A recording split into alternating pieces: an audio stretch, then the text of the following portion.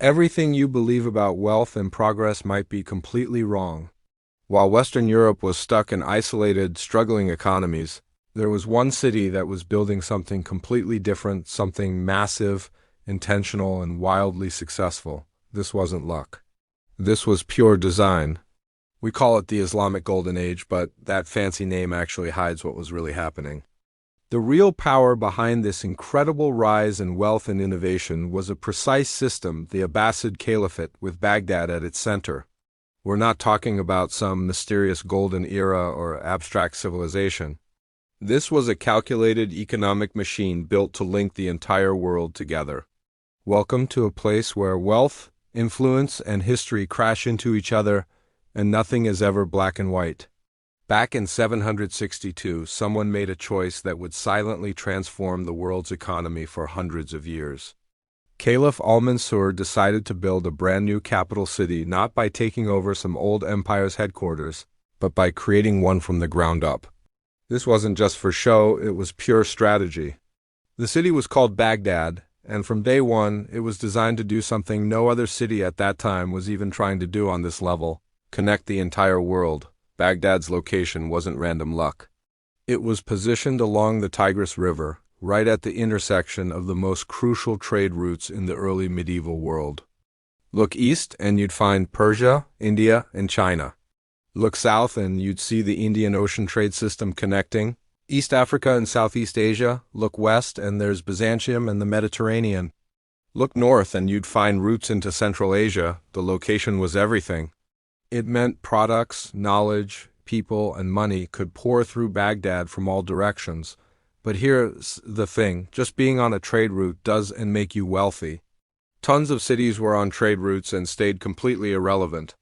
What separated Baghdad from the rest was that it was built to welcome this flow instead of fighting against it. Right from the start, Baghdad worked like infrastructure. Roads, canals, markets, and government buildings weren't added later as afterthoughts. They were the whole point of the city. The Abbasids weren't just controlling land, they were running systems. Tax collection, law enforcement, and business rules were organized and reliable for that time period. That reliability mattered way more than having one genius leader. It built trust and an economic history. Trust is the rarest and most precious thing you can have. At a time when most people never traveled more than a few miles from their birthplace, Baghdad was operating globally. Traders showed up speaking countless languages, bringing products from thousands of miles away. Chinese silk, Indian spices, African gold, northern furs, Mediterranean glass and fabrics. This wasn't occasional trade, it was constant. Baghdad didn't rely on one product or one region. It spread out its bets long before anyone even had a word for diversification. If one route had problems, others picked up the slack. If one market went cold, another one heated up. The city didn't just buy and sell, it organized everything.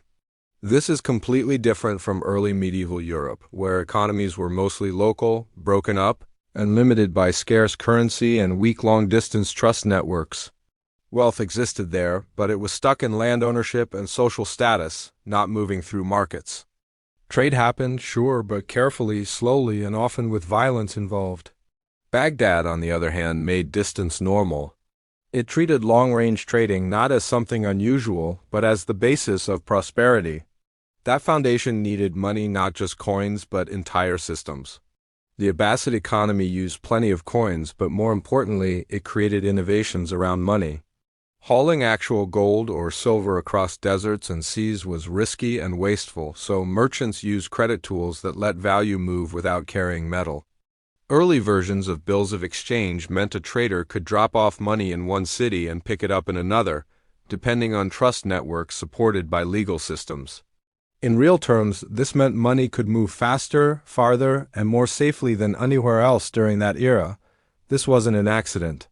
It needed clear laws, contract enforcement, and reputation systems that punished cheaters and rewarded honest people.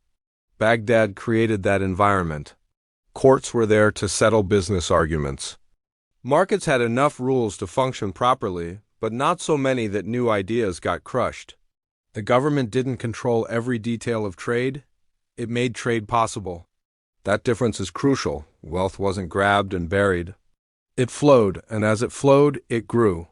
What's crazy is how modern this all sounds.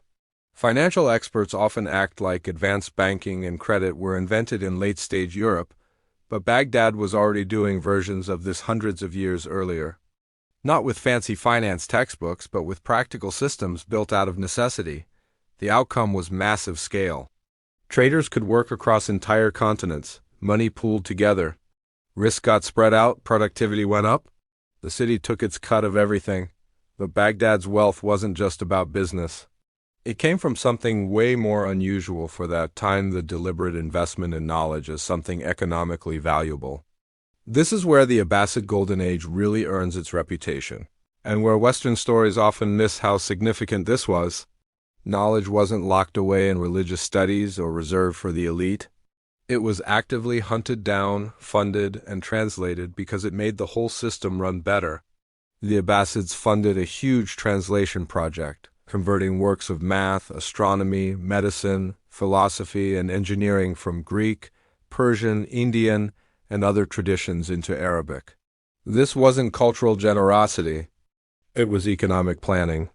Better math meant better bookkeeping, navigation, and construction. Better astronomy meant more accurate calendars and trade schedules.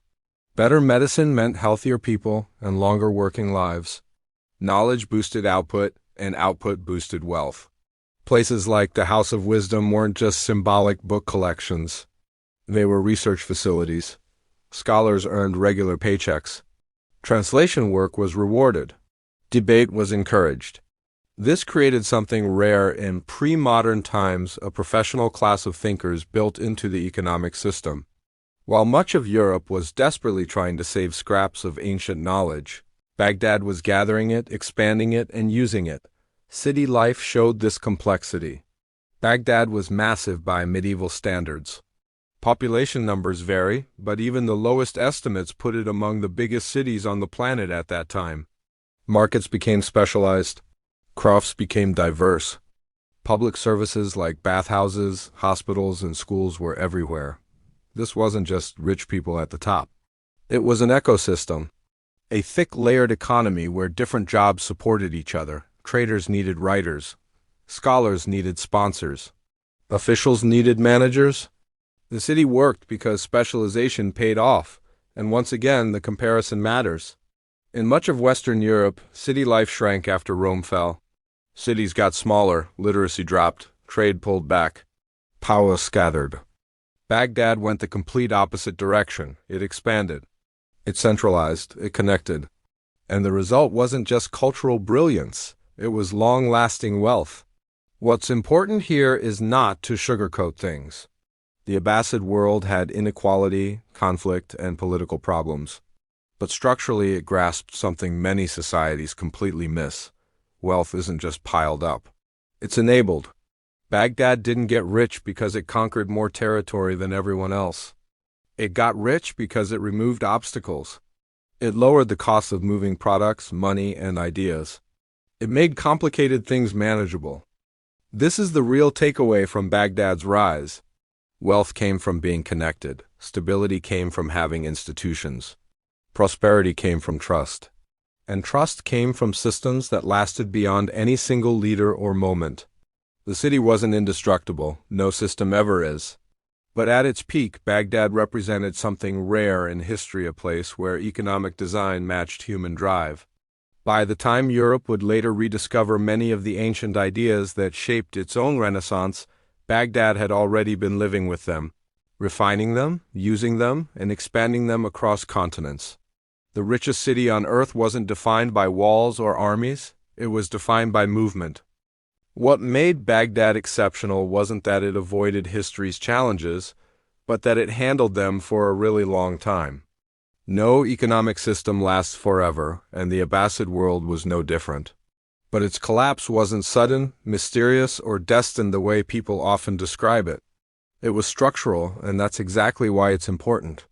The first problems didn't show up in markets or trade routes. They showed up in leadership. The Abbasid Caliphate became too huge to be run with the same efficiency that powered its growth. Regional governors grabbed more independence. Military commanders gained power over civilian systems. Tax money that used to flow smoothly into Baghdad started getting split up across provinces. The system that had created trust and flow slowly lost its organization. This matters because wealth on a large scale needs more than just commerce. It needs enforcement. Contracts only mean something if someone can back them up. Credit only moves if failures are predictable. Long-distance trade only works if arguments get settled without fighting. As political power broke apart, these guarantees got weaker, not instantly, but slowly. And slow decay is always tougher to spot than sudden collapse. At the same time, the Abbasid economy got more complicated, and complication is a double-edged sword.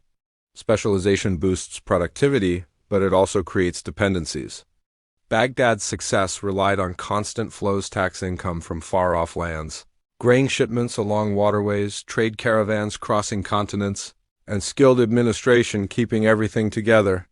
When those flows slowed down or got redirected, the system didn't immediately break. It just became more vulnerable. Internal power fights made this worse. Court drama wasted resources. Military costs went up. Division replaced cooperation. None of this wiped out Baghdad's wealth right away, but it shifted motivations. Short-term taking began replacing long-term building. Stability, once the system's biggest strength, became harder to maintain. Still, Baghdad survived. Trade kept going. Knowledge continued, institutions adjusted. For centuries, the city stayed one of the most important economic and intellectual centers on the planet. That staying power often gets ignored. Decline is rarely a straight drop. Systems with strong foundations don't vanish quickly. They handle shocks, they reorganize. They last longer than outsiders think possible. The final hit, when it arrived, came from outside, but only because the internal structure was already damaged.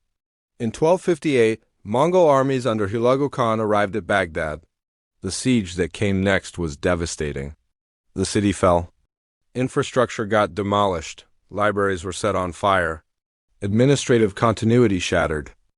This event stands out in historical memory, and for good reason. But it's wrong to see it as the only reason Baghdad fell. They crushed one that had already lost its ability to defend itself. What's remarkable is how fast prosperity disappeared once organization failed. Trade networks fell apart. Credit systems broke down. Specialized workers scattered.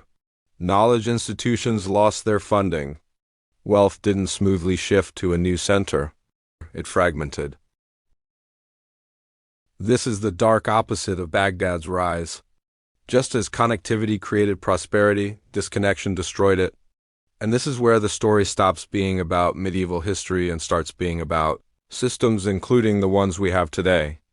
Baghdad's golden age challenges a deeply rooted Western belief that wealth naturally comes from conquest, culture, or moral goodness. It doesn't. Wealth comes from structure. It comes from motivations that reward trading over hoarding, trust over force, and knowledge over exploitation. When those motivations weaken, prosperity crumbles. No matter what ideology, religion, or identity you have. Modern economies work on the exact same principles, just at higher speed and bigger scale. Global trade centers succeed not because they make everything, but because they link everything. Financial hubs thrive not because they're morally better, but because they reduce friction. Innovation hotspots appear where money, talent, and information move freely. The pattern hasn't changed, only the tools have. There's a quiet irony here. Many societies celebrate Baghdad's intellectual accomplishments while dismissing its economic ones as accidental or culturally unique. They weren't. The Abbasids created one of the first truly global economic systems because they understood something basic. Prosperity is engineered. It doesn't come from isolation. It comes from openness, stability, and institutional trust. At the same time, Baghdad's decline gives us a warning without being dramatic. No system is protected from overreach. No economy survives losing coordination forever.